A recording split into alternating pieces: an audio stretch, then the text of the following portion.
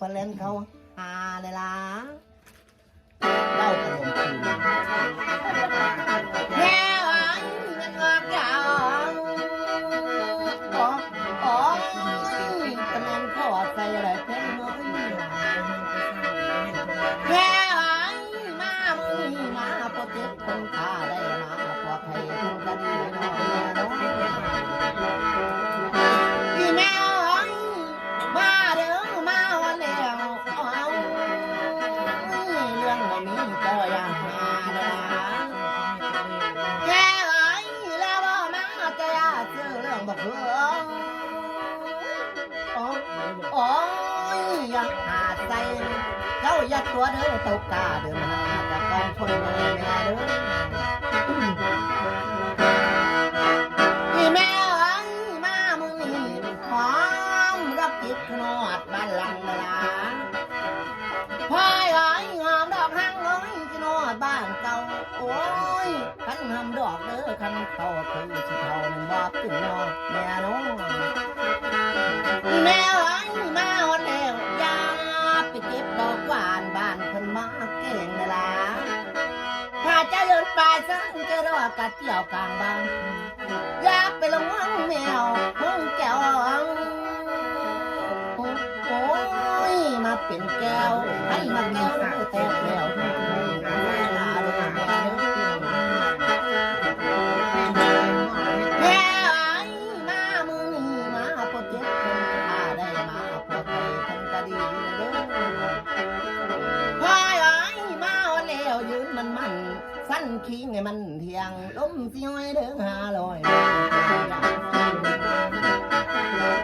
พี่แม่ไอ้เป็นอย่างเด้อหลังนี้โอ้ยสั่งมามั่วมาหมูให้มาไม่เพิ่นนาแม่ไอ้มีหวังเอาขันพินิจมาส้นตารางเราขันพี่ต่อมาเข้าตารางเฮือนแม่ไอ้มีหวังเขามาขอเป็นแม่ในเฮือนเจ้าจากยางมีบ่าวขันเวทเจ้ากาทองคนร้องเจ้ากาง่ายน้องเห็นอีแบ้ยมาแต่ใส่เดมามือนี่โอ้ยขันจะดีแม่น้ำข้างแต่ก็เป็นแม่ทะเลพายไอ้มาแล้วเจ้าอย่าว่าขอแค่มองนี้แต่หาเงินให้ไม่เพิ่นน้ำชาอย่าเพิ่นดิ้นเด้อมีว่ามาแต่กุน้ำบอกก็หาล้างมาละหาอ้าวยืนมันสั้นขี้ให้มันเพียงแค่ไว้ล้มสิห้อยหาห้อยมาต้องยาสิติงเวลามีว่ามาตายทงนักหาบ่ละแค่ไว้มาแต่หน้าทงกวงหน้านี่หน้ามีจะลายบอลขันหน้าเนื้อเพิ่นหาได้นะแต่ละเพิ่นก็มีไอ้ลูกให้หลานเลยมัดมือแค่ไว้แม่ดีบ้ายืนมันสันขี้ไงมันเพียง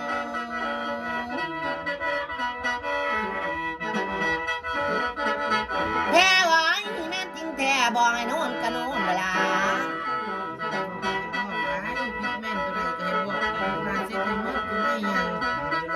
แค่ไว้มาเร็วหรือนี่ว่าห้องกวางเพื่อนสั้นมันเขาอยู่มีบ่แค่ไว้มาวันเร็วหิ้งกะล้างปางกะเลี้ยวบ่ได้เอวกันเนื้อบ่ละหาจำป่วยเถอะครอบครัวเพื่อกาผัวเมียเพื่อนว่าออกไปกระคัดกันคือแบบนี้พระเอกก็มีตัวกงก็มีนาที่เขาเอาไปกับบริลาออกซ้ำคำหนึ่งกับบริห้องนาที่เขาเอาไปแล้วนะมันถามหากระตูเล่านี่อีก คำหนึ่งก็บ่ได้บอกบ่ได้กล่าวเลยนะฮะคือขายกับบ่แม่นขายคือติดหนี้ก็จะเป็นแบบใดแล้วก็พีที่ยายที่บนพระบรุษก็เป็นพีหมออีกจักไปสั่งมั่วคือเตเฮ็ดนี่เป็นพีหมออยู่ในญาติเพิ่นที่ตายนี่แล้วก็มาอยู่นำอีกก็จะปูจะเปิดหักมือนี่เหยียบคอนี่บ่ายมากก็เป็นละบ่าย2 หาค่ำๆเน้นเนอะแล้วก็คือแค่นออกนอกอยู่นี่ครบมาเบิดตาลิงตาลาย